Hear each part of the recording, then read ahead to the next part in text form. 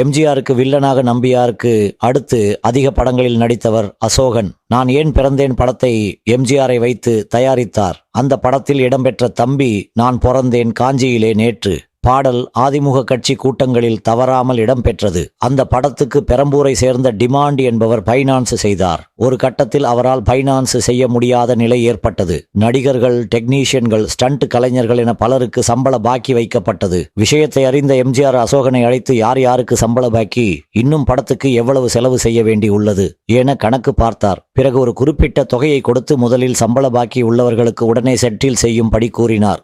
பணத்தை பெற்றுக்கொண்ட அசோகன் இரவோடு இரவாக முடிந்தவரை பண பாக்கி இருந்த அனைவருக்கும் பணத்தை செட்டில் செய்து ஆச்சரியப்படுத்தினார். ஸ்டண்ட் கலைஞர் ராமகிருஷ்ணனுக்கு இரவு 2 மணிக்கு கதவை தட்டி பணம் கொடுத்தார். ராமகிருஷ்ணன் என்னன்னே காலையில கொடுக்கலாமே, எதுக்கு ராத்திரியில வந்து கஷ்டப்படுறீங்க என்று கேட்க, பணம் கையில் இருந்தால் என்ன செலவு எப்ப வரும் என்று சொல்ல முடியாது. அதுவும் தலைவர் உடனே பணம் கொடுத்து செட்டில் செய்ய சொன்னதை தட்ட முடியுமா என்றார்.